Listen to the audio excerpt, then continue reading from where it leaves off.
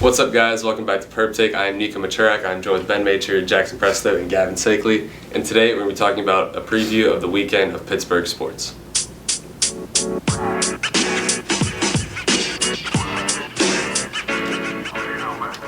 Okay.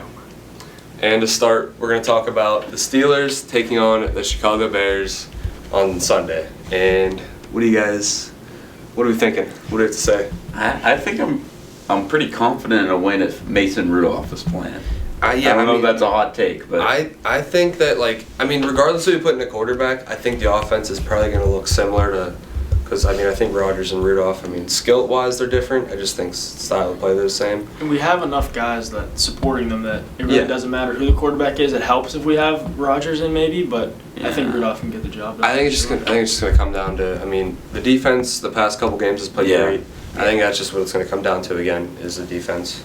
And it also depends if Jaylen Warren's going to be healthy too, which I think he will. He's questionable right now, but that's a big step. Yeah. And then Rodgers and Rudolph, they're pretty much the same quarterback in the long run. Yeah. And it also depends how the defense does. Like last game with the Bengals, James Pierre had a legacy game. He did play really good. I don't know how that's going to go. Tomlin said that Darius Slay might start over him on Sunday. I don't think I don't like that. With the way Slay's been playing and how he got injured and the way Pierre's played the last game, I just don't think you could really just start him. You could play him if he's healthy. You could play him if he's healthy. I just wouldn't start him. I just think James Pierre is just a much better option than Darius Slay, especially this late in the season too. Definitely. Darius Slay is 32 years old, Something maybe like even a little older. But I'd rather just get James Pierre the playing time. Yeah, he's had the time to prove himself this season, Slay, and he just hasn't lived up to the hype. So I don't know what Tomlin's gonna end up doing. To me the offense looks like it's in its classic mid-season shutdown stage. Yeah, where we just recently, all the points. Especially in the first half. They went down, they scored the first time, but then they really didn't get anything else done, and they scored 30 points, but 2 defensive touchdowns. Yeah. But to me, when Rudolph came in the game, they immediately had better energy and just their whole offense was running better as a whole. And I think that has to do with Rodgers' attitude in a way. Mm-hmm. I always see him angry. I think right now he's just not the answer we need, and I think he can be. He just has not been playing like it. So I think it's good for him to rest at least for this week. Get healthy, yeah. We've seen that before though with Rudolph when he's come in. A couple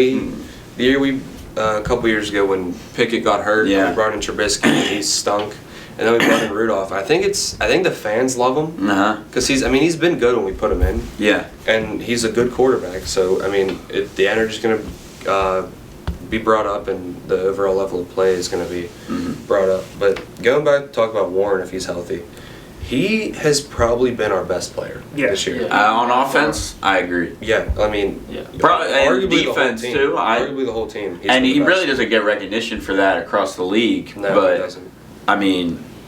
because the stats don't really show it as much. Yeah. But we need to give him the ball more, if anything, and we need him he's healthy. such a good running back, yeah. Being an undrafted free agent too, and then coming in and taking Najee Harris's job. Najee Harris wasn't that great, but he was a first round pick.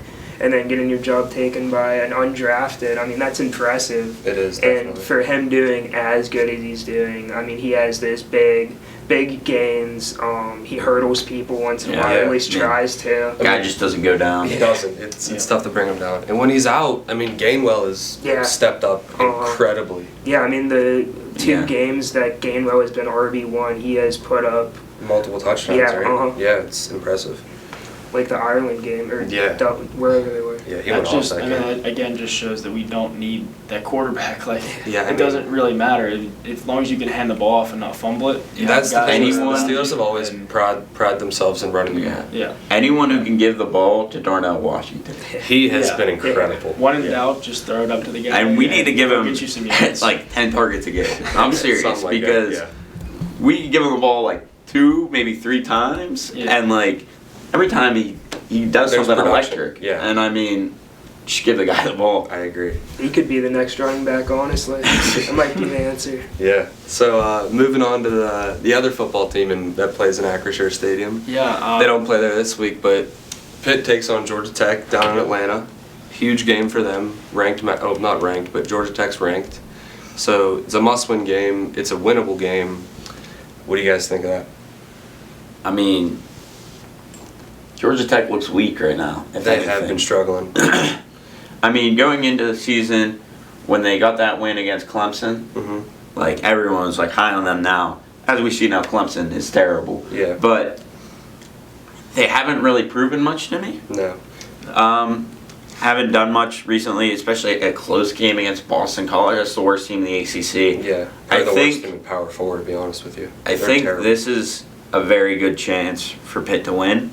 I'd be worried about the week after. Definitely. I wouldn't be as confident against Miami. Definitely. But if they can bring some Georgia Tech win confidence into Miami, and they need to play the complete opposite of how they played last week to win this week. That was bad. But they can definitely do it. Yeah, I mean, like you were saying, Georgia Tech, like, the first 7-8 weeks of the year, they're like, all right, this is the team to beat in the ACC. Yeah. Now you get, like, your defense gets completely exposed against NC State. Yeah, they lost to NC State. Defense got exposed. And then you go play Boston College. You score 36 points, but you give up 34 to an offense that has done nothing all year. And I just think they're on a downward trajectory. Thinking a shootout this week? It could be a shootout, or it could be like a gritty, like a typical Pitt game from past teams. But I think those offenses are pretty good this year. Yeah, but I think Pitt's defense could find a way to shut down Haynes King, and if they do that, I think Georgia Tech's really going to struggle. I mean, I just think Pitt just needs to leave last week behind them. I mean, it was an awful showing. Yeah. And with Mason Heinschel, I mean, he's not even a year older than us. Yeah. I mean, he's super young. He went 5-0 his first 5 starts, and then that game where they got smoked by Notre Dame, they had to bring in Holstein.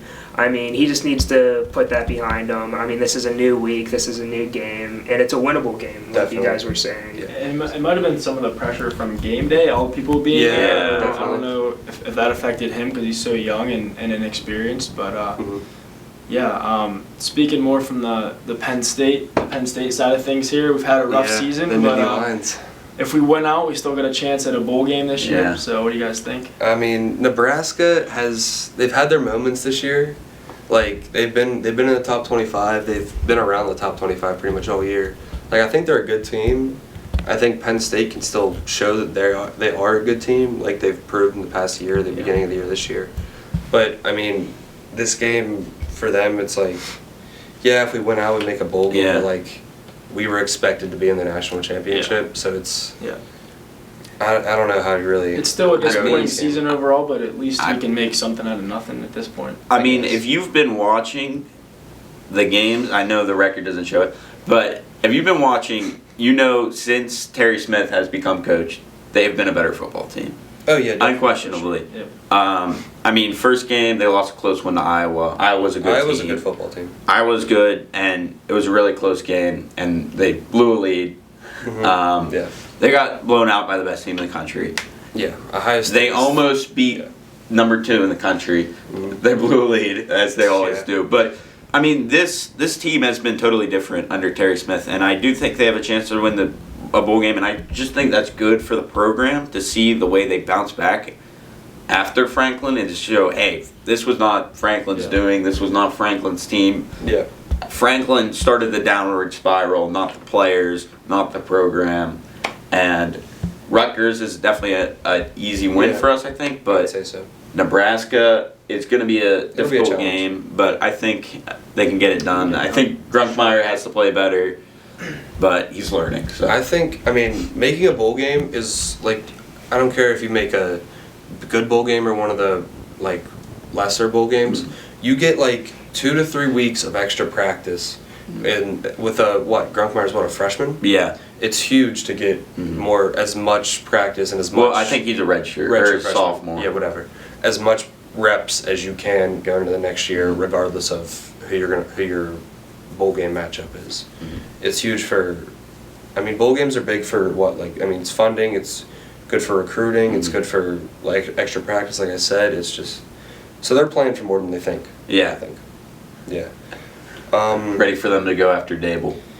Yeah, it's going to be interesting to see that. I think Franklin is going to make Virginia Tech a lot better. Oh yeah. They're never gonna be a contender. Not even as much of a contender as Penn State was, I don't think. Yeah, I mean it's just resources wise, like Virginia Tech doesn't have. I think they might have, but like I don't think Franklin's a good enough coach to get them on that level. I could agree with that. Moving on to completely different sport here. Talk about the Pittsburgh Penguins coming back from Sweden, taking on the Minnesota Wild Friday night. How are we feeling about them? I mean, they're okay. I mean, they're the Penguins. They will be really good, and then they'll be really bad. I mean, that's every single Pittsburgh sports team. But, yeah. I mean, it's still November. You can't, I mean, they have a really easy schedule for the rest of November. They have the Wild, the Kraken, they're playing the Maple Leafs, and they're playing a few others too. But games they could win. Yeah. Yeah. And then December is going to be rough. They're playing Edmonton, facing off against McDavid. They're playing Montreal twice with Cole Caulfield. I mean, those are going to be tough games, and I think by Christmas time we will see if they are actually as good as we think they are. Yeah, I think a big part of that is, I mean, you know what you're going to get out of Crosby, Malkin, and Letang. It's how the young guys are going to step up. It's how your goaltenders are going to step up. You're going to get good games out of Graves, Kendall, whoever you put in the net. Marishev's been looking great. Yeah. He's going to be the future, honestly. Yeah, he's definitely good. But yeah, I mean, they're better than expected right now, and like you said, December is going to be really telling to determine how the rest of their season and really their future is going to go. And it also sucks that Justin Brazeau, our lucky charm, he's out for 6 weeks. It's probably down to like 3 or 4 now. But I mean, he had 7 goals in the first 2 weeks he was leading of the the league season. for a while. Yeah. I mean, but him going down and then Raquel going down earlier in the year. To get those guys back at the end of December probably will be definitely a boost for the team. And we don't have those, guys, and we're still winning. We beat Nashville 4-0 on Sunday. Yeah. I mean, we could still score. We could still win without those guys, which is a really good sign. I think you credit a lot of that to the new head coach, Dan Hughes.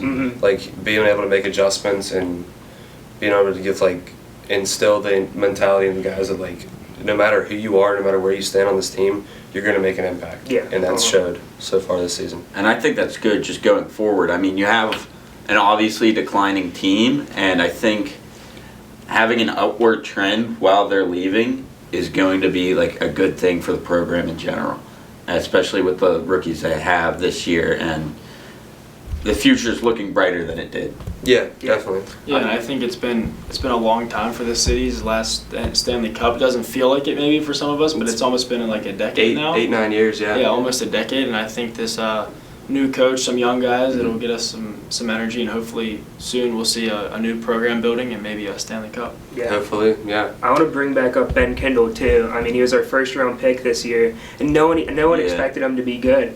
I mean, we reached for him in the draft. He was supposed to go 2nd or even 3rd round, and we drafted him first. No one knew why, and he's been a huge impact to the team this year. Definitely, yeah. So, hoping for a good weekend in Pittsburgh sports. So, Thank you guys for listening to another episode of Purb Take. Once again, I'm Nico Machurak. I'm joined by Ben Macher, Jackson Presto, and Gavin Sakeley. Thank you guys for listening. See you next time.